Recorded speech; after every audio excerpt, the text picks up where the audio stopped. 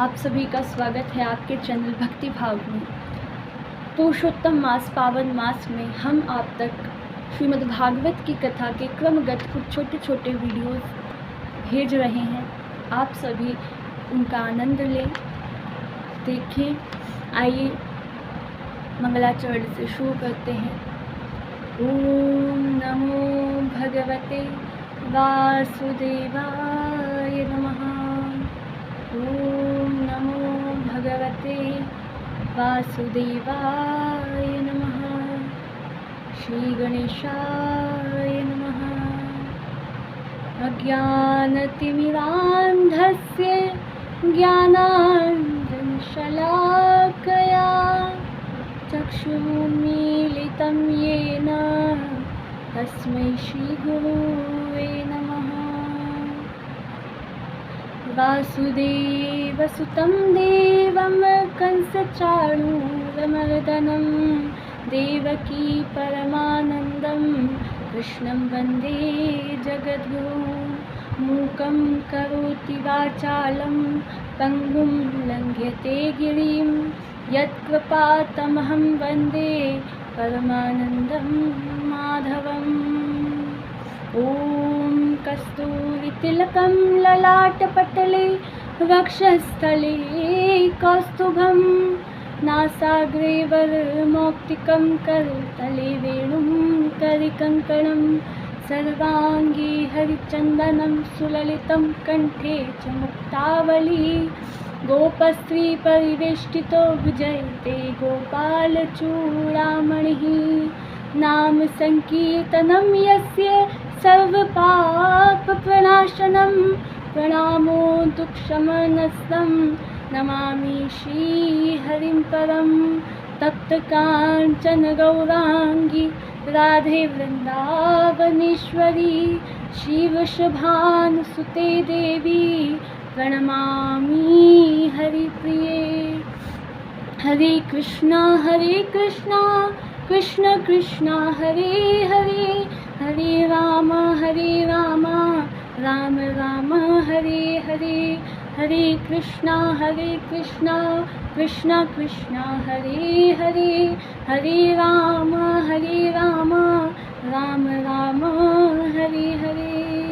राधा मेरी स्वामिनी, मैं राधे जू को दास। जन्म जन्म मोहि दीजियो निज चरणन को वास, श्री वृंदावन को वास। आइए हम कथा में प्रवेश करते हैं। आज की कथा में हम आपके साथ श्रीमद् भागवत के महात्म्य पर चर्चा करेंगे। आप सभी निष्ठापूर्ण सही ढंग से भगवान में प्रीति रखते हुए इस कथा का श्रवण करें। जय श्री राधे, जय वृंदावन धाम का प्रथम श्लोक, जिसको आप सभी मेरे साथ गाएंगे, बोलेंगे। ओम सच्चिदानंद रूपाय, सच्चिदानंद रूपाय विश्वोत्पत्त्यादिहेतवे, विश्वोत्पत्त्यादिहेतवे तापत्रय विनाशाय, तापत्रय विनाशाय श्रीकृष्णाय वयं नमः, श्रीकृष्णाय वयं नमः। पहले भगवान श्री कृष्ण को हम वंदन करते हैं। कैसे भगवान श्री कृष्ण, इसमें बताया गया है सच्चिदानंद रूपाय, जो सतचित आनंद से परिपूर्ण है।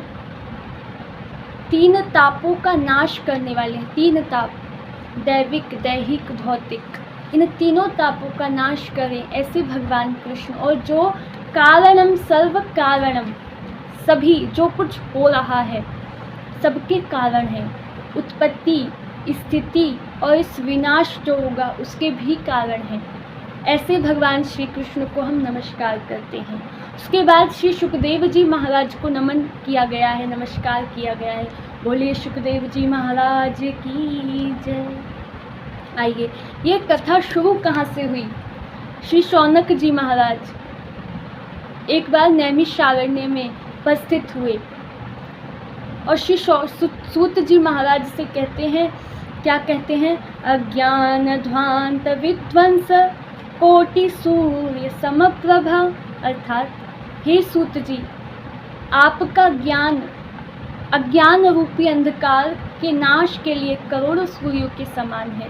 हम आपको नमस्कार करते हैं। आप कोई हमारे कानों के लिए कोई अमृत स्वरूप कथा कहिए। और उन्होंने अपने कानों के सुनने मात्र के लिए कथा नहीं पूछी, आगे हमारे आपके विषय में भी कहा गया है। क्या कहा गया है, इह घोरे कलौ प्रायो जीवश्च असुरताम गतः। इस घोर कलयुग में मनुष्य असुर प्रवृत्ति के हुए जा रहे हैं। यह घोरे कलौ प्रायो जीवश्च असुरताम गतः। इस घोर कलयुग में मनुष्य असुर प्रवृत्ति के होते जा रहे हैं। उनके उद्धार के लिए, उनके कल्याण के लिए कोई ऐसा शाश्वत साधन बताइए जिससे वे श्री कृष्ण की प्रीति प्राप्त कर सकें, श्री कृष्ण के चरणों को प्राप्त कर सकें। कोई ऐसा साधन कहिए। श्री सूत जी महाराज कहते हैं, शौनक जी, आपके हृदय में श्री कृष्ण के प्रति प्रेम है और लोगों के प्रति भी सत भाव है। इसको देखते हुए मैं आपको श्रीमद् भागवत की कथा का पान तो कराऊंगा, लेकिन ये कथा देवताओं को भी दुर्लभ है। देखो, श्री सूत जी महाराज ये शौनक जी से कह रहे हैं कि आपके हृदय में प्रीति है, प्रेम है, इसीलिए ये कथा आपको सुनाऊंगा, लेकिन ये देवताओं को भी दुर्लभ है। यानी ये ऐसे ही कथा, इसका श्रवण पठन ऐसे ही नहीं मिलता। कहीं ना कहीं कन्हैया की कृपा है, कहीं ना कहीं कन्हैया चित्त में बैठो है, तब ये कथा हमको मिली है, ऐसे ही नहीं। और हम तो कहते हैं इस कथा का जो गूढ़ रहस्य है वो तो कोई नहीं समझ सकता, क्योंकि वो परमहंसों का विषय है। इस कथा के गूढ़ रहस्य को समझना बिना गुरुदेव के कठिन है, लेकिन इस कथा को सुनो और पढ़ो। कि क्यों सुनो और पढ़ो? क्योंकि ये कथा एकमात्र कन्हैया से प्रेम कराएगी। श्रवण पहला भक्ति का लक्षण है ना, श्रवण। तो कथा को सुनो और कथा को पढ़ो, ये लाभकारी है, श्री कृष्ण का प्रेम प्रदान करने वाली है। क्यों देवताओं को दुर्लभ है ये कथा?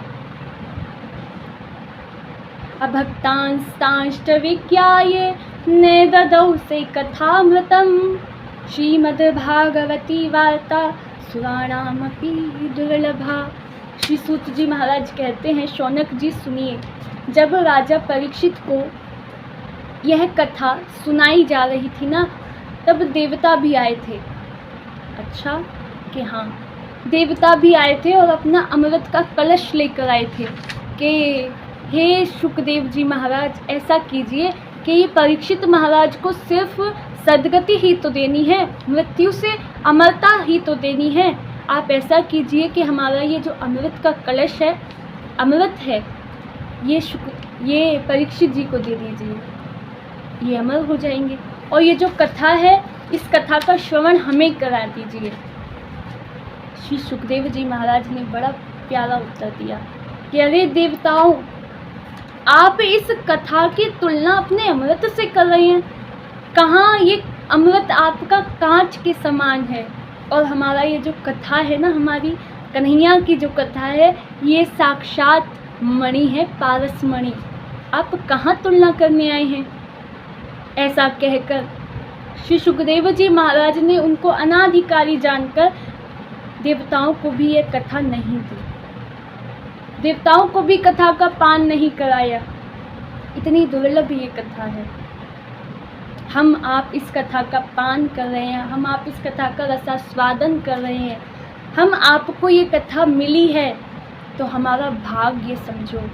क्योंकि कहा भी गया है कि जब जन्मों के सत्कर्म इकट्ठे होते हैं, पुण्य इकट्ठे होते हैं, तब जाकर श्रीमद् भागवत की कथा प्राप्त होती है। राजा परीक्षित को श्रीमद् भागवत की कथा के सुनने मात्र से मोक्ष की प्राप्ति हुई। तब ब्रह्मा जी ने अपने सत्यलोक में सभी साधनों को एक पल्ले पर रखा और श्रीमद् भागवत को एक पल्ले पर रखा। तराजू से तोला तो हुआ क्या? लघु अन्यानि जातानि गौरवेण इदम महत्। श्रीमद् भागवत के इतना महत्व है कि जितने भी अन्य साधन थे वो सब श्रीमद् भागवत के कथा के आगे फीके पड़ गए, हल्के पड़ गए। ये श्रीमद् भागवत की कथा का महत्व है।